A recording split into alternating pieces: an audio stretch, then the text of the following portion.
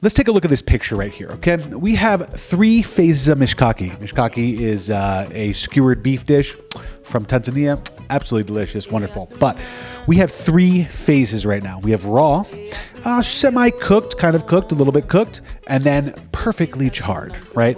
So which one would you rather have? No,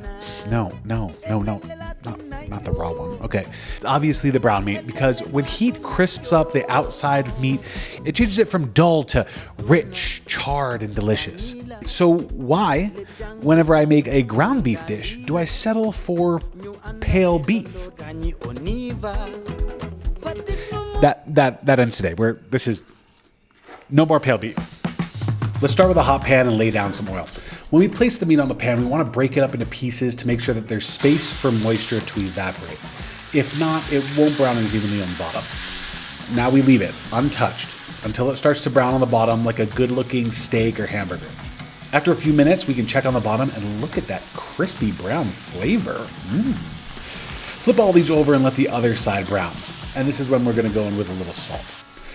We want around 10% of the beef to be brown like this. If we browned all of it like this, it would dry out the beef too much, and we want a dish that's browned but moist. Now, let's take that all out, set it aside, and put some water in the pan to deglaze the fond and pour it all over that beef. You can do the same with lamb, chicken, or turkey, but my new favorite way is doing a mix of pecans and cauliflower as a meat substitute. It's absolutely wild how delicious this is. This has no business being this good, actually. Take 4 parts soaked nuts and chop or food process them with 1 part raw cauliflower. Then brown it the same way in a pan until it gets a nice caramelized brown look to it. This is absolutely delicious. I would 10 out of 10 make this again, 100%. I do not miss beef one bit with this. Delicious. Now, my favorite way to eat ground meat is a dish that we refer to as, well, just keema. Keema is a soul food, and this Swahili-style ground meat curry is a delicious, quick, and cheap way to get a lot of nutritious food on the table. After removing all the brown meat from the pan, I'm going to add some fat, cinnamon, a bay leaf, and some whole cumin to flavor the oil. Once that starts to toast, I'm going to add 1 chopped onion. We're going to let this cook until it starts to turn golden brown. Then we're going to add some ginger, garlic, and fresh chili peppers. Mix those around and cook for 3 minutes. And if things are getting a little dry, go ahead and hit it with some warm water. Then it's the spice mix. You can make it simple and go in with a curry powder, or you can use freshly toasted coriander, cumin, black pepper, and chili powder. The pan was looking a little dry again, so I hit it with some warm water before mixing everything together. Water is definitely your best friend if you're trying to go light on oil. 2 optional flavor boosters are a cube of beef broth or a little turmeric, like I did when I was making the nut-based keema. Give these a little time to bloom, and then it's time to make an acid decision. Hi, Editing Shazad here. Great cooking isn't just about following a recipe. It's about understanding flavors and trusting your instincts. But getting there can take years of trial and error, and let's face it, you don't have the patience to be creating mediocre recipes you find online.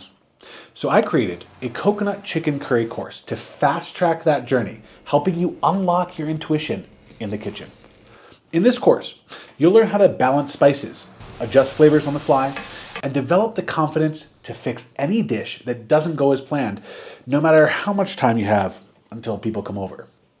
No more stress, just a deep sense of control. By the end, you won't just be making coconut curry. You'll be creating other dishes like pastas and ramens that feel effortless, natural, and truly yours.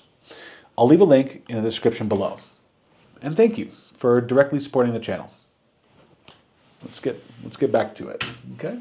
Acid is completely optional, but I wouldn't leave it out if I were you. So, but we do have 5 options, okay? We have canned tomatoes or tomato sauce, tomato paste, fresh tomatoes, tamarind, and then finally we have yogurt. Canned tomatoes, obviously, they're good all year round, they're convenient, they're really easy, but my problem with canned tomatoes is that they're a little bit too wet. So you got to spend a little extra time reducing down that liquid, and so what may seem like a initial convenience may actually result in a longer cooking time. Otherwise, you get that kind of flat tomato-y flavor, you know what I mean?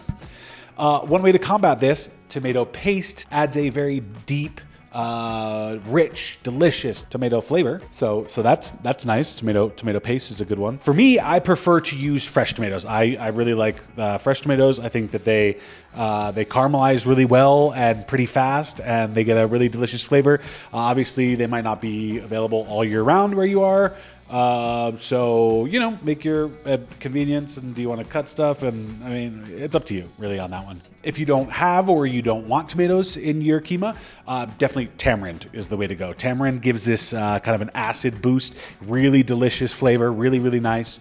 And then if you're familiar with South Asian food, or you are from South Asia, you might have yogurt in your keema. That's a nice creamy way to add acid to our keema. Yeah. And then quick reminder, if you don't put tamarind in your keema, then a little squeeze of lime at the end. But that's not right now, that's later. So I personally like to add a combination of fresh tomatoes, tomato paste, and tamarind for a full and complete acid taste. After your acid of choice is cooked down, we can go in with our browned meat, veggies of choice, and salt.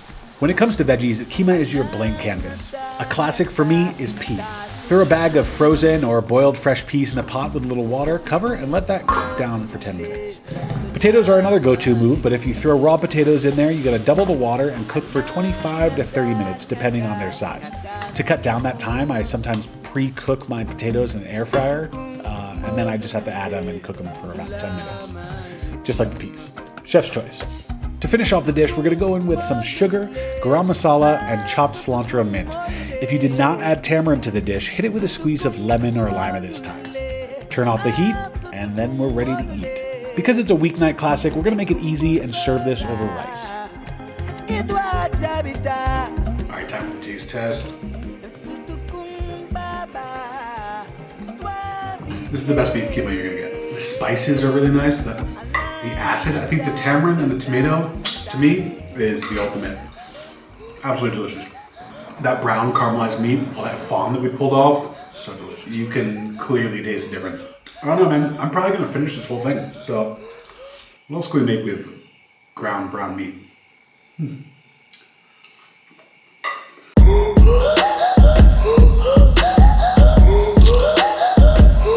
That was stupid, but whatever.